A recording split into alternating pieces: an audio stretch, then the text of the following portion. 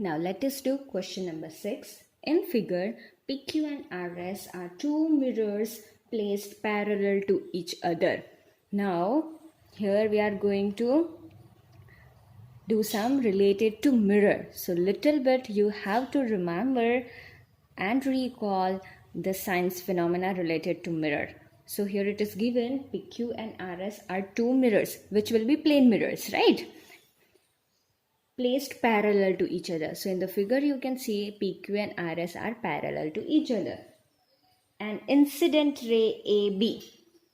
AB is an incident ray. You can see I have shown it with arrow. Incident ray. AB is incident ray.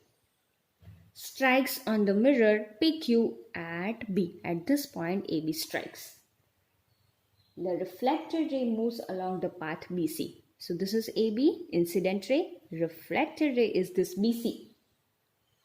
Along the path BC and strike mirror RS at point C. And again reflects back to CD. Prove that AB parallel to CD. This we have to prove. Now again I'll explain you what it is. PQ and RS are two plane mirrors which are placed parallel to each other. So you can see PQ parallel to RS. AB is incident ray which is incidenting and striking this PQ at point B. After striking, it reflects back to this BC and strike this RS mirror at point C. Again it reflects back and along the path CD. What we have to prove? We have to prove that AB is parallel to CD. So here we will make combination of both maths and science and we will do the sum. I am sure you have already learned the reflected phenomena of the light in your standard 7 and 8. And I am sure you have learned reflection of light and the laws of reflection of light in your standard 8 in science subject.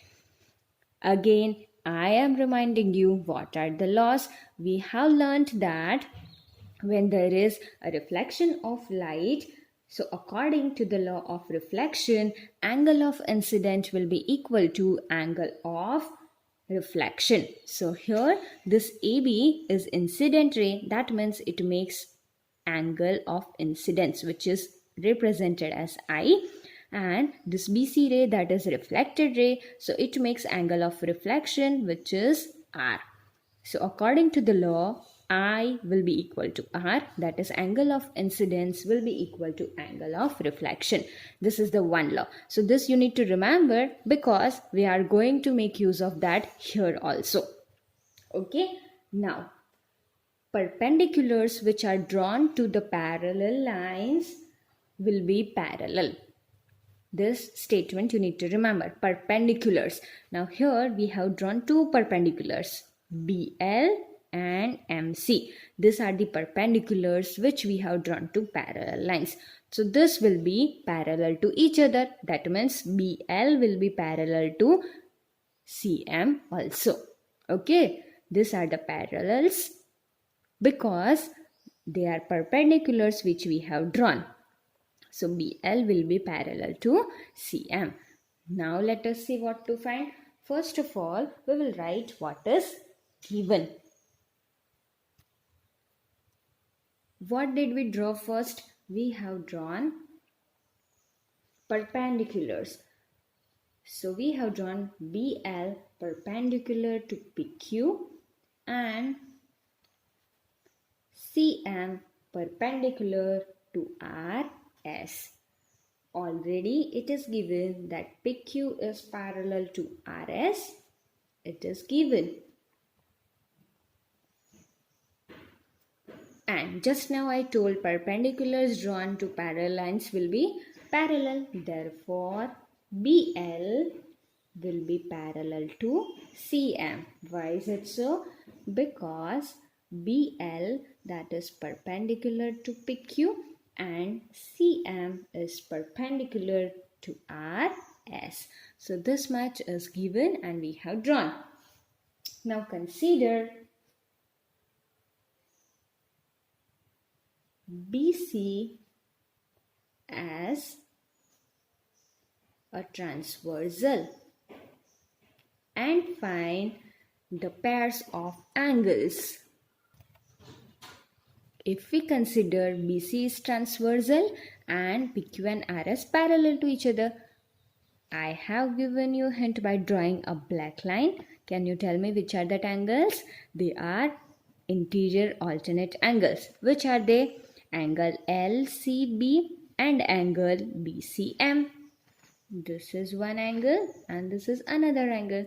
They make pair of interior alternate angles. So they are equal. Let us write. We will write angle LBC, that is equal to angle BCM. Why is it so?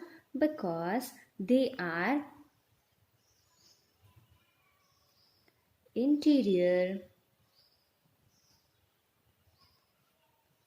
alternate angles. This should be written in the bracket. Now, according to the law of reflection, we know angle of incidence will be equal to angle of reflection. So we have written angle of incidence equal to angle of reflection. In the figure, which are these angles? Which is angle of incidence? That is angle ABL. And which is angle of reflection? That is this angle R, angle LBC. So this will be equal. Let us write. So we will write angle ABL will be equal to angle LBC. Why? Because they are angle of incidence and angle of reflection. Same way,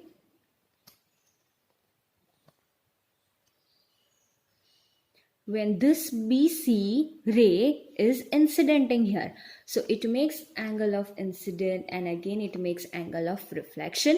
That means here also these two angles will be equal. Which are they? Angle BCM and angle MCD.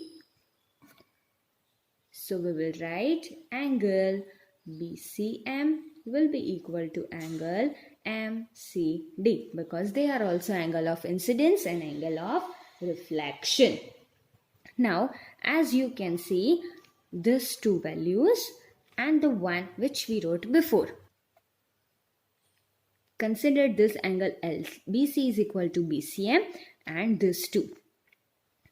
It is already proved that angle LBC is equal to angle BCM.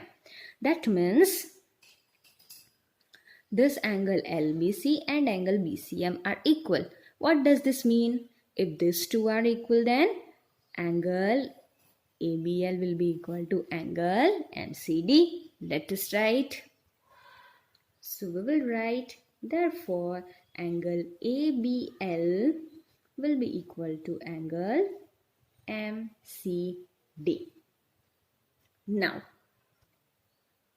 before we have proved that angle LBC is equal to angle BCM, this we will write it as equation 1.